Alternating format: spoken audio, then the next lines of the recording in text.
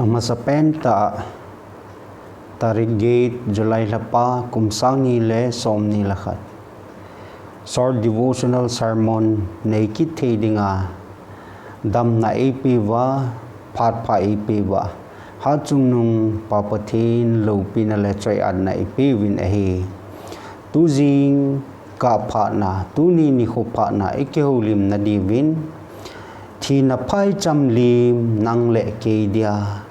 Lhagao Lungmona Ngailhajouse Halna ahi tihi anangay tu homo hite pansat na dingin Psalm number 23 changli na keiman Thina Phaichamlim zot pa zong leng tilse kaging tapu azi chunang man neilhon pi na tinggol le na molzol chun nei hong zingin nei lamon nai lo pina pakai taohen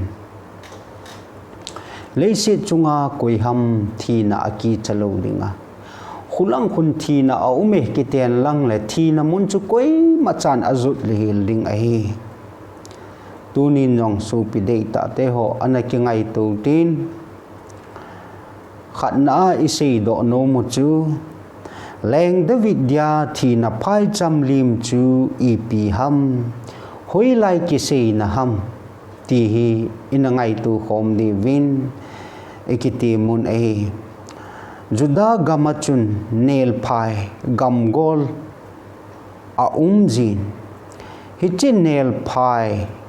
a pha ting leo chu khul jin mi hon hichin nail phai a pha ting chu le Phaicham chun meilom tabang ahi lo le hui nun dạ chôm chôm dị chun hichi meilom tabangin avom meibol tabangin avom alom a umjiin hichi alom la akona chu gucha mi chom hung do de ham ailu le sahang hung do de ham ti chu koi machan asei thelo he hitabang mun ho chu Thina Phaichamlim ti a leng David hin anasei hilingin Bible theme tam pin ata sanin he ani na achun Thina Phaichamlim kiti masanglai thempulai khangin Kidron Phaicham kiti khat Kidron Valley kiti khat ana ume hichi Kidron Phaicham chu tulai ta dome of the rock kiti hichi Jerusalem khopi hichi second temple Davinin kulpi anasit na tu a wailing wall ati kana bang ati hichi munlai ta dome of the rock kiti Muslim te dinga Al Aqsa Mosque kiti hichilai mun chet khu masanglaya leng David khanglai hen lang Hezekiah leng pa khanglai zong le thempu hon kilhai na gantha anabol naw mun hichi temple mun chu a in hichi kilhai na gantha abolwa bong chal ham atha ting leo ai lu le kel chal akiki he achal thing set atha ting leo asung se hen lang a e hen lang akul hen abil hen lang amei hen lang hi zong le hichi thimpun kilhai na gantha a pe do dinga pumgo thiltu a pi do dinga ala do aphallo se kipai na munchu hichi tu Dome of the Rock kiti Al Aqsa Mosque kiti anoi lang khu ahin hichi anoi lang khu masanglaya Kidron Phaicham kiti Kidron Valley kiti chu anahi e chule hichi Kidron Valley khu kilhaina gantha anabol tingule thim puhon gandai anara ji naw mun ai e hichi gandai asa ova ai lu le asasung ho kel chalhian lang bong chal hi jong le asung se si apai tiang le kedron phai chamachun si al atamin ngei atamin chuting la sasil ne gan hing dang za chom chom anatam ji in a heji a chu leng David hin keiman thina Phaichamlim jot pa jong leng thil si kaging tapu anati a azi chu kita ta pakai ahova aje chu kita ta pakai nung azui ji an leng David in hitabang gan hang la ai ngei hang la hen lang humpi hen lang sasil ne ai lu le Phaichama bandit ho mi gucha mi chom ho ana hen lang ai lu le sahang hum do hen lang he jong le keiman thil si kaging tapui hi cho zo si chu kaging tapui ti a leng David nin ana se a context su iga se do a he hitobang la zot pa jong leng hitabang Thina Phaichamlim chu zot jong leng thil se kaging tapui tin leng David in pakaya akisun na anasin ahe abana tulai ai lule lesi na Thina Phaichamlim chu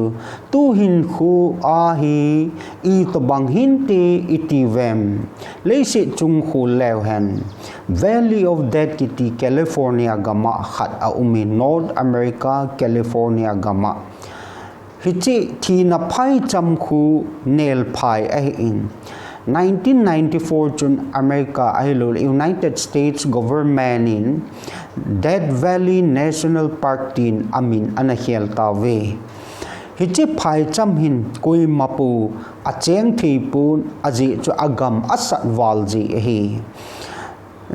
US United States Weather Bureau hon July tarik som 1913 chun asat adapdan anavevin hele 134 degree Fahrenheit akitin tulaya 56.7 degree centigrade Celsius itidiuham asat dan hichan giya chu sa ai ya chu ganing hen lang mihim hi jong le hi chigama chu cheng thilo he ya chu Valley of Death United States government chun anasa he ani na in leisi chunga Japan gamhin suicide forest kiti khada umki ne hichi suicide gammang hi auki gahara kiti muna Mount Fuji molbul khatna ahin hichi alit dan chu 13.5 miles ahin 21.72 kilometers ahi hichi munahin 2008 kumchun global financial crisis lai ta chun mihim sangni le jagup le somli langa ho ama le ama hichi gammang suicide forest in achieving ahin khu anakila ovin ahi hichi suicide forest and kum khana mihim zakhat te si hen lang upa hen lang khang tha hi jong le ahin khu achan jive ahilul ama le ama ahin khu akila jive ti in Japan government in asayin ahi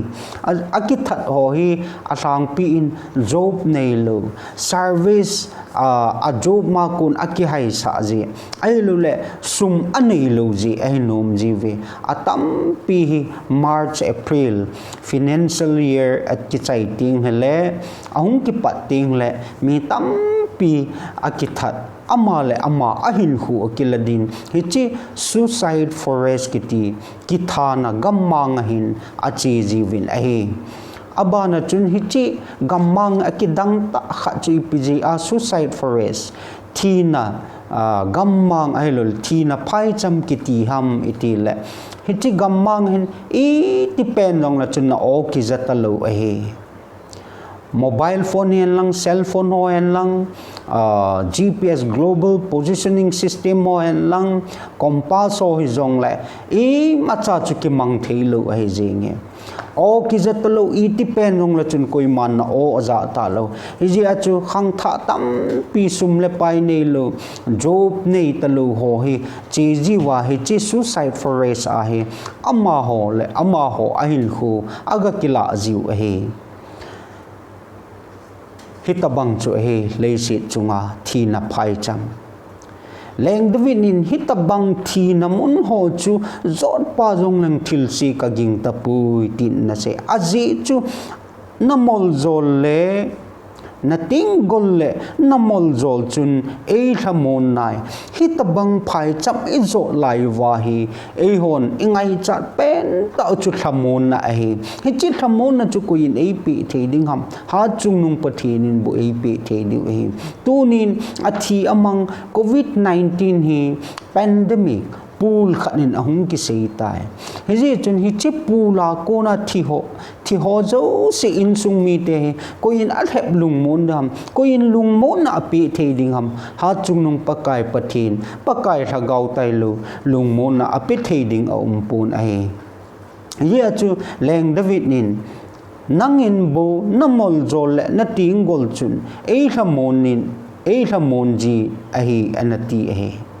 tunia hi samon na ngai cha hi ve hi chit thi na Phaichamlim hi pakai to ki vop mu wa pakai to hin kho mu wa le e ho dinga Lhagao Halna le Lhagao Lungmona zo hi ding a hi ti hi supite ho ikit sei pi no mun a hi tuni tarik gate sol